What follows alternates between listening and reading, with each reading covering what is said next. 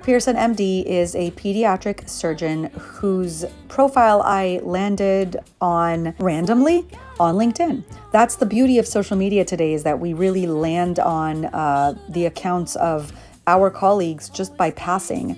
And something that he wrote really stood out to me, and I'm going to read to you what he said, and then I'm going to read to you what I said in return. He writes, "Pay attention to what's happening in medicine and you will scream too. Yesterday I had conversations with 3 different pediatric doctors across different specialties who said they want to quit. Not find a different job, quit. Across our country, the burden of disease is outpacing the resources available to provide needed care. Physicians are feeling the pressure to bend and even break themselves to provide this care. Similarly, nurses too are stretched unsafely thin to provide much needed care to sick patients. In Connecticut, the state's 2 children's hospitals are overflowing with patients due to respiratory illness and RSV and have considered calling in the National Guard to help. Here is what I'm afraid of. My fear is that we will continue to see a mass exodus of talented people from medicine at a time when communities around the country need us most. This fear is augmented by hearing young, talented, and smart people observing this pattern and choosing a different career path. For the doctors out there, we have 3 options. 1, quit.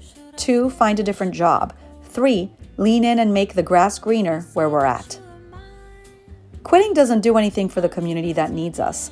Sure, there are probably easier and more lucrative ways to earn a living.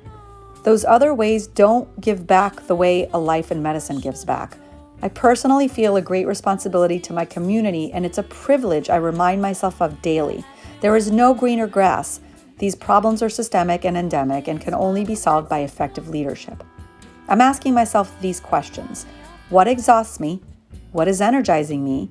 How can I be a part of leading my community? There are easy answers to these and also more challenging thoughts to explore. What questions are you asking yourself? And he included a photo of himself, which I personally think is fantastic.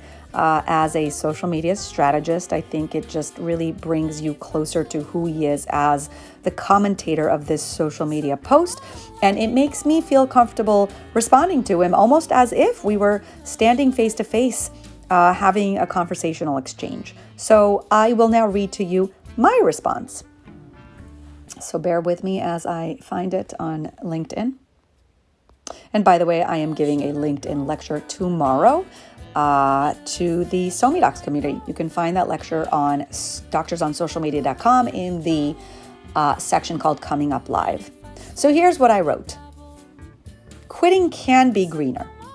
It doesn't serve our community well when we quit, no. But at what point does a broken system change, unless it is forced to? These are difficult and real questions to ask of ourselves if we are the cogs in our current healthcare model. I personally left, but I absolutely do not consider myself a quitter. What concerns me most about our field is that we are deemed quitters if we pivot because something doesn't work. It is typical abuse behavior. Blame the victim because they weren't tough enough.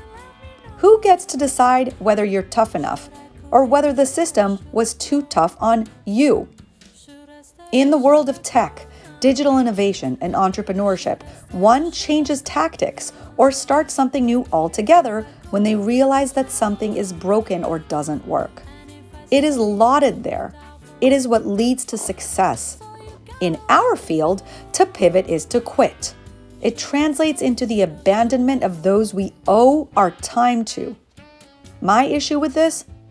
When did we surrender ourselves, our happiness, to our careers? And at all cost? So there you have it. That's my response to his commentary, and the commentary was fantastic and actually spectacular. I am not one that promotes that people quit or that people leave or even that people pivot if they feel that they can stay and change the system from within. I think it is absolutely incredible to do so. I just worry about calling human beings quitters when a health system is not working and they feel like there is a different way to change that system, or they feel like for their own personal happiness, they need to pivot. So thank you for this commentary. Come on and let me know.